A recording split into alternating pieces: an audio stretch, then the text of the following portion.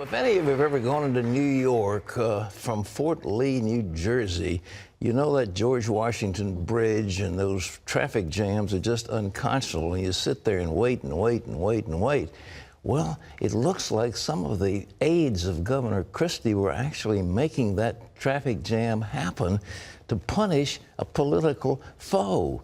That's the story we've got for you in the news today. Well, Terry. And now Christie is fighting off accusations that he was behind the backup. Charlene Israel has the story. It's being called an act of political payback. Back in September, 2 of the 3 lanes connecting Fort Lee, New Jersey to the heavily traveled George Washington Bridge were closed. The bridge is a major link from New Jersey to New York City, and the lane closures resulted in 4 days of traffic chaos. I think it's outrageous.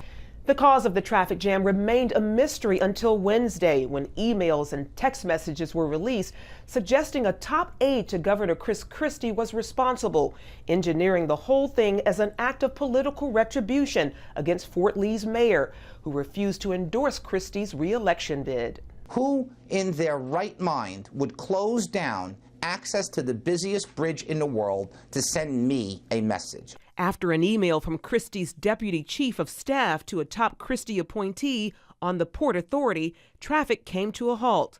It wasn't just commuters who suffered. Emergency vehicles were delayed from responding to 4 different calls, including one involving an unconscious 91-year-old woman who later died. Governor Christie is known for his angry outbursts, but says he was unaware of the plot and is, quote, outraged and deeply saddened. Democrats say the potential presidential candidate for 2016 is a bully.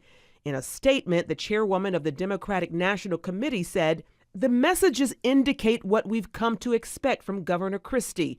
When people oppose him, he exacts retribution. When people question him, he belittles and snidely jokes. And when anyone dares to look into his administration, he bullies and attacks." Christie vowed that those involved in the traffic scandal would be held responsible for their actions. So far, no one has lost their job. Charlene Israel, CBN News. Well, which is worse, traffic on the George Washington Highway or the IRS looking into your finances? Well, while the governor is dealing with his political problem, there's a major new development in the investigation into the IRS Tea Party scandal. John Jessup has that story from Washington.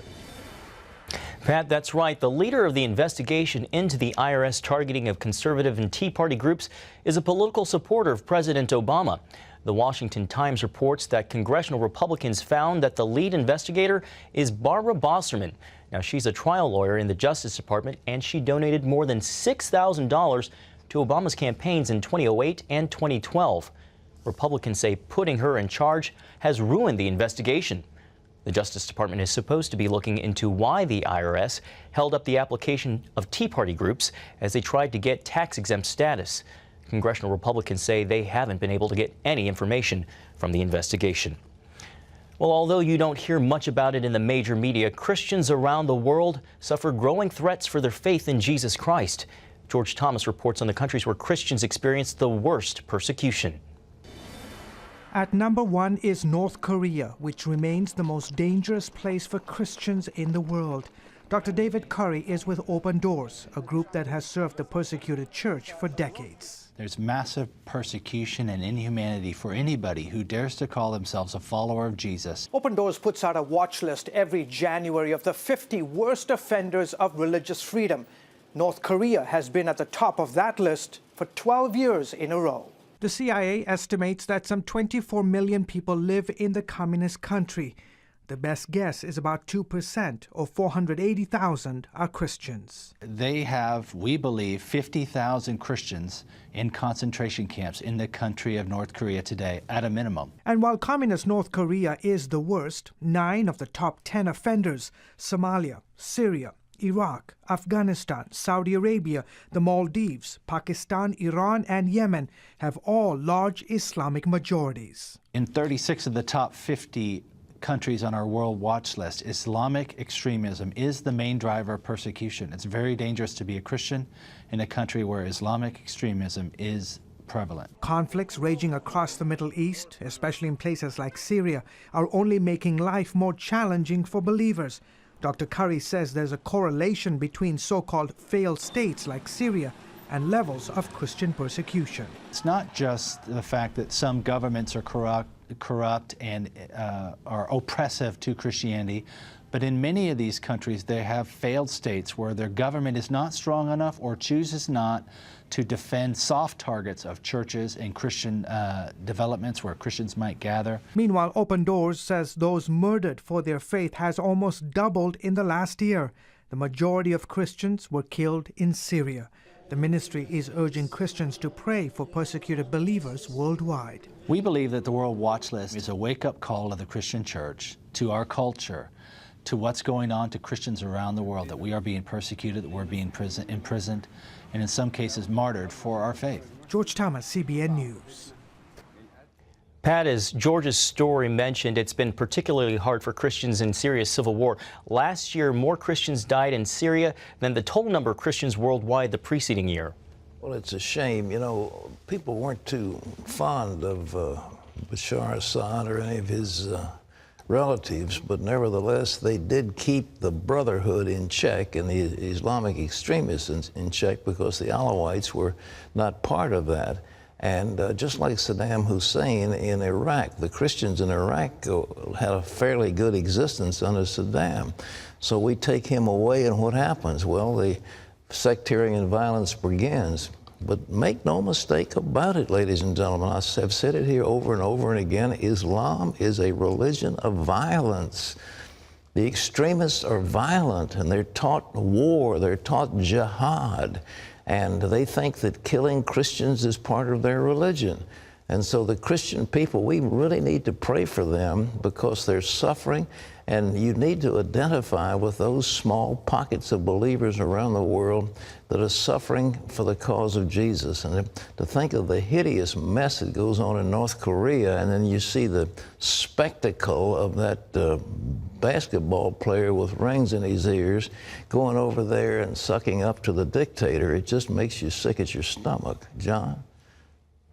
Pat, while Secretary of State John Kerry is trying to get a peace agreement in the Middle East, Palestinian leaders seem to be spreading a different message to their people behind the scenes. Chris Mitchell has that story from Jerusalem. A report just released by the Israeli government exposes consistent examples of the Palestinian Authority urging its citizens to abandon peace in favor of hate. For example, this video shows Palestinian children shouting, "Lift your hand, raise your voice, this Zionist must die." The main messages of this incitement on daily basis that is projected and transmitted on daily basis is that sooner or later Israel should be eliminated. The annual Palestinian Incitement Index showed that while the Palestinian Authority says one thing in English to a Western audience, it communicates an entirely different message to their own people in Arabic. These messages contain four main themes. Israel has no right to exist. Its disappearance is unavoidable and should be expected soon. Jews are subhuman creatures and must be dealt with accordingly. All forms of struggle, including terrorism, are legitimate in order to realize their final goal. One example features this young Palestinian girl. She sings, "O you who murdered Allah's pious prophets, O you who were brought up on spilling blood, you have condemned to humiliation and hardship. O sons of Zion, O most evil among creations, O barbaric monkeys, wretched pigs." This song shows children singing, when they die as martyrs, they'll go to heaven. On Mahmoud Abbas's webpage it says, Jesus was a Palestinian who was crucified by the Jews, and called Jesus a Palestinian messenger. The official PA school Facebook page quotes Hitler. All these examples have one thing in common. They're directed toward young Palestinians. And as a matter of fact, a Palestinian child, from the day he was born until the day his mind is already shaped, is going through this brainwashing, this genocide indoctrination, day in, day out.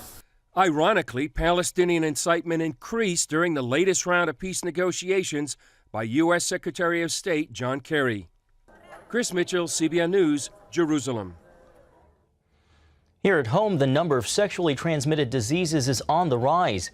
Gonorrhea was up 4% in 2012, and syphilis shot up by 11%, according to the Centers for Disease Control. The report says most of the new cases came from men having sex with other men. There are around 20 million new STD infections every year. Sexually transmitted diseases cost the American healthcare system about $16 billion annually.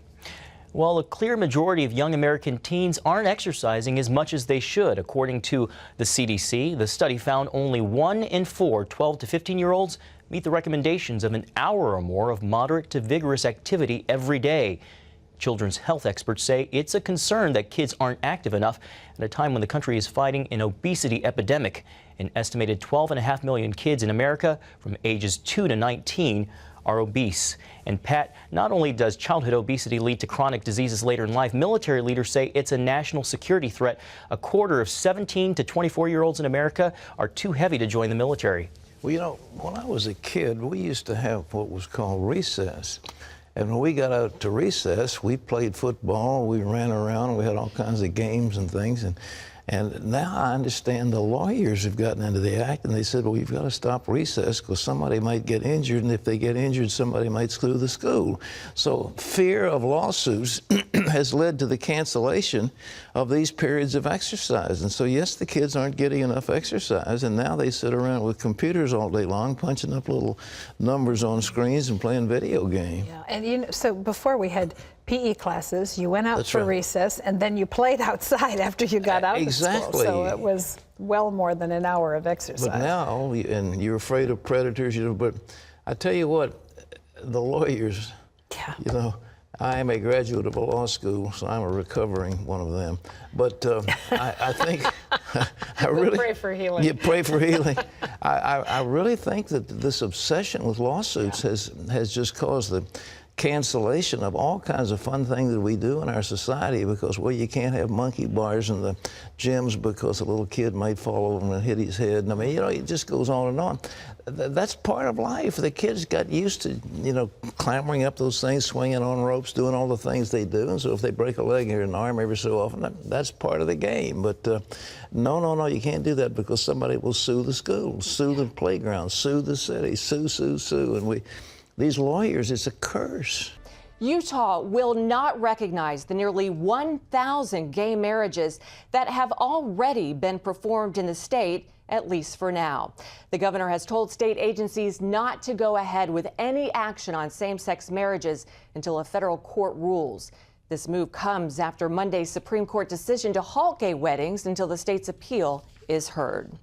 Los Angeles County will put a cross back on its official seal. The cross was removed 10 years ago after the American Civil Liberties Union threatened to sue. Now, 2 county supervisors want the cross put back to make the depiction of the San Gabriel mission artistically and architecturally accurate. Several residents spoke in favor of the move during a board meeting this week. The ACLU says a religious symbol on a county seal is unconstitutional, and the county should expect lawsuits. And you can always get the latest from CBN News by going to our website at cbnnews.com.